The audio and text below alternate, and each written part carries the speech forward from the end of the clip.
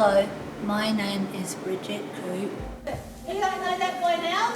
My name is Daniel Tomlinson. Correctly, and the players in the museum. My name is Kylie Dean. Very strict routine closely. My name is James Lokes. What if one day the English... This is my story. The magic of the stage is that it can belong to anyone. I'm Simone De Haas, a Matilda Award-winning director with over 35 years' experience in professional theatre. I was introduced to Blue Theatre Company in 2019. I was immediately captivated by the amazing performances and heartfelt storytelling evidenced on stage. Blue Theatre Company have provided performance opportunities for people with a disability since 2009. Every story has a voice. Every voice has a stage.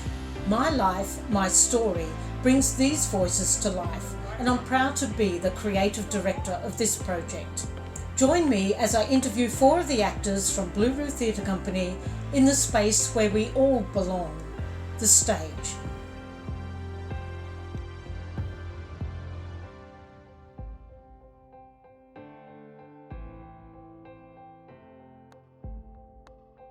Welcome. Thank you for joining me for this interview. I want to find out a little bit more about you as a performer and how that's been part of your life. My first question is, what made you decide to join Blue? My occupational therapists and other therapists advised my mum to get me into theatre because it is good for coordination, speech and self-esteem. I just wanted to do something new. How do you feel when you're performing on stage?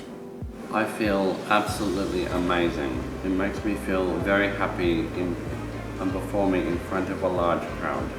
When I'm performing on stage, I feel confident and content, and because I stutter, I do not stutter. How do you feel when you hear everyone applauding at the end of a show? I feel absolutely happy. It's a very nice feeling. There's nothing quite like it, like the cheer of the people, the applause, the occasional whistle. It just makes your spirit soar. And so what's been your favourite role so far? My favourite role has been Marvin. Marvin was a character in Time to Go. Time to Go was a show about wanting to go to Mars. I was a TV presenter and it was funny because the audience and my family didn't know it was me. So how come they didn't know it was you? Because I was wearing a white wig. I play Robin. I wear a nice red dress and a red hat, and I have to convince other character that change is good. Well, his name is Fog, and he was the owner of a establishment that would only let members with the first name Ted join. Even the females, that's right, not being biased. Even they would have to be called Ted. So what do you love most about the rehearsal process? Helping people with their lines and where they got to stand. What I like about the rehearsal process is just that it's a lot of fun.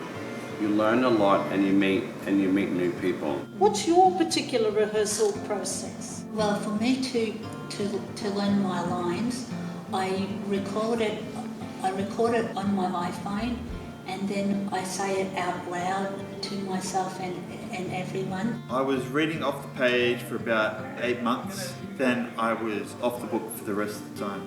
And is acting the only thing you do? Because you sing in the shows as well. Yes. So tell me a little bit about your singing. I'm in a band called Sweet Freedom Singers. And what kind of songs do you sing? The people in the band write music for each of the people. And what's your song? Kylie's Castle. Oh, I love the sound of that. Would you sing me a little bit of that? Yes. My name is Kylie and I live inside a castle, but I have to know my castle is my home. Did you always want to be a performer? When did you first know that you wanted to start? I did ballet from when I was a preschooler to when I was eight years old. And do you remember any of your dance moves? Yes, I do. I remember the plie. Yeah. That.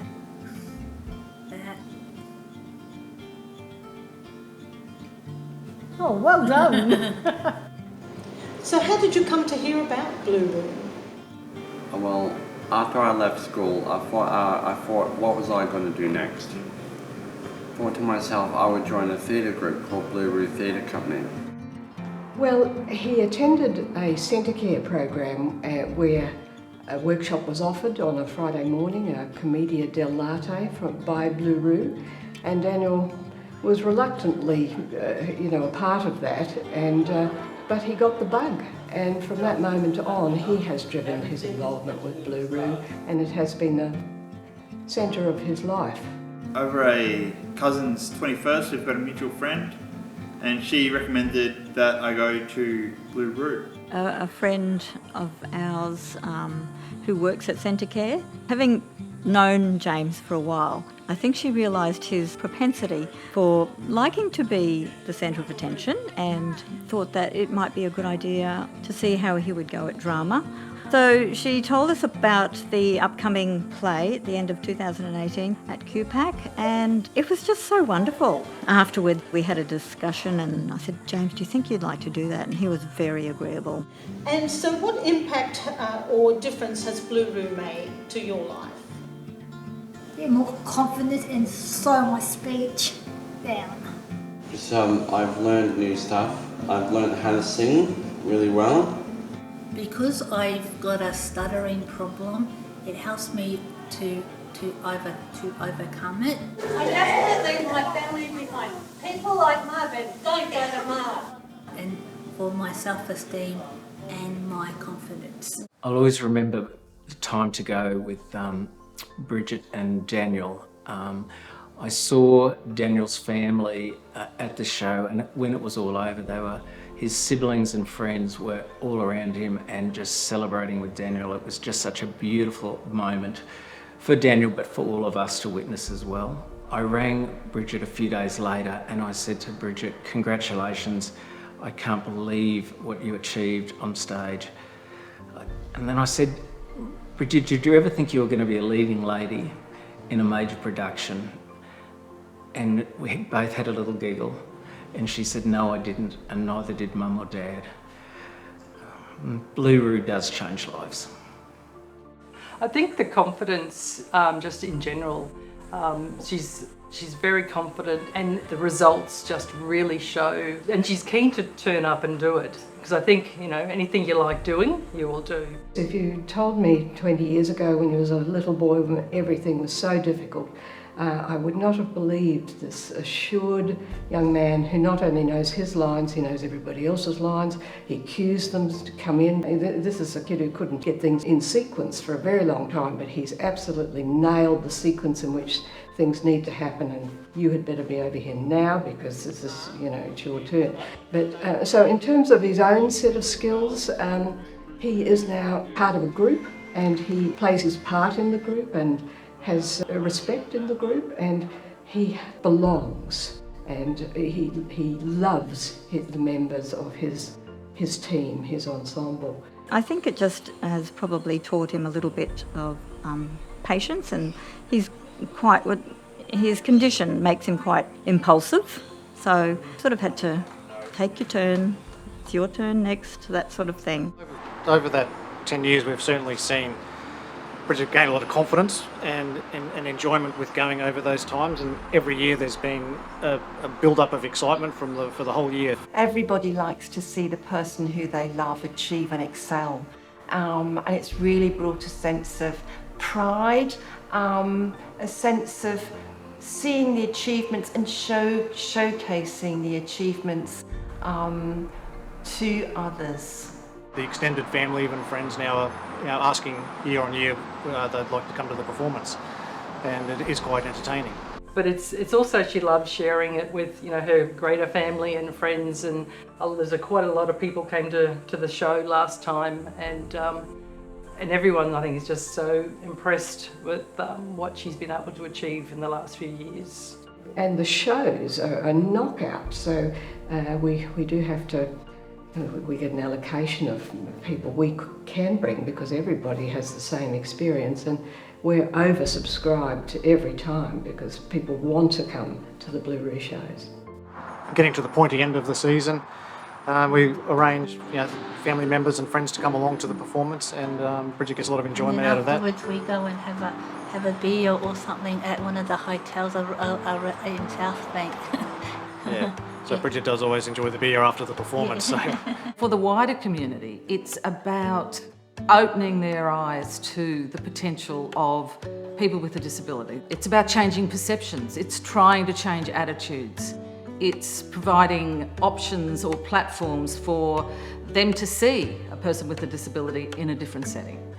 I think it just highlights of all abilities that you just give it a go and you can achieve something that you didn't even know was in your thoughts. You just try and deliver, and I think it just shows the community as a whole what benefit and joy it can bring to everyone. And just thinking the inclusion would be an amazing addition to all sorts of theatre.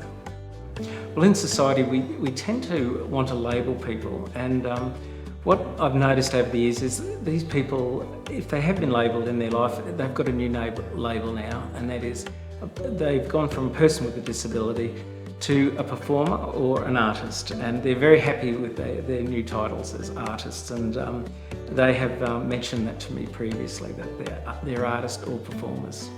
This experience has given Daniel his sense of an identity. He is an actor. If you ask Daniel what he says, I'm an actor. And that is an enormous gift.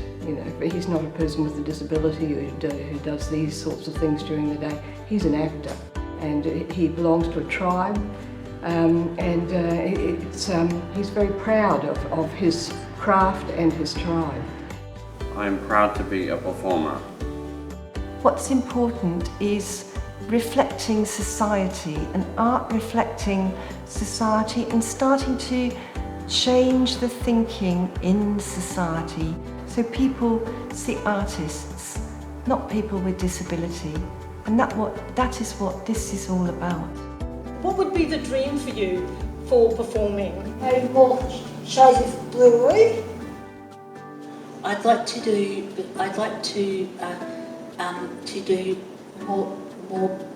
more podcasts similar to what I'm doing here, and to be happy and content with what I am doing and achieving.